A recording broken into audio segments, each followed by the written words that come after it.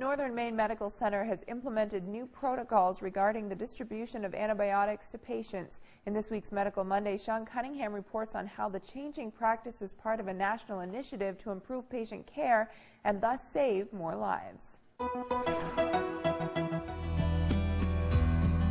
If you check into the emergency room at Northern Main Medical Center, don't expect to check out with a full prescription of antibiotics.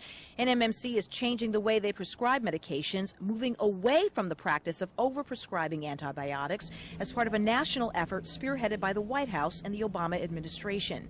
NMMC Emergency Department Director Dr. Eric St. Pierre explains why. As most people may have seen in the news, there's been the development of superbugs lately, and what happens, these are bacteria that are now becoming very resistant to the current antibiotics that we have, and they're becoming resistant at a faster rate than we can develop new antibiotics. So what's happening is we're very concerned that in the future years that we won't be able to treat these infections, and more people will come down with infections that can't be treated with the current antibiotics that we have. So in order to try to improve that, we're judiciously using antibiotics and hoping that all of our providers will do so also. To help with that effort, the hospital has launched an Antibiotic Stewardship program. It went into effect a few weeks ago.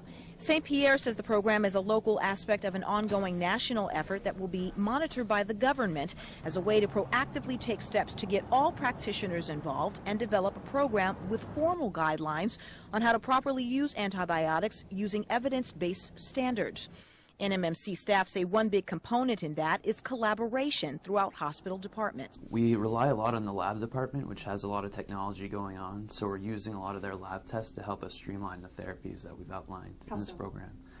They kind of test for which different organisms are prevalent in the area, so that helps us streamline our therapy for the patients. But perhaps the biggest aspect of the program is providing education and awareness to staff, and the public for that matter, helping to change mindsets that antibiotics aren't the always go-to to solve healthcare problems. Absolutely, that's a huge thing that we're trying to work on, and that's more education within the community and trying to promote information about when antibiotics should be used and when they should not be used. It will do about three things. It will basically help reduce the use of antibiotics, which will be good because it will decrease resistance in organisms and bacteria. The other thing it will do is actually limit the side effects, because antibiotics come with a lot of side effects, and overall it should help to decrease costs to the healthcare system. Sean Cunningham, News Source.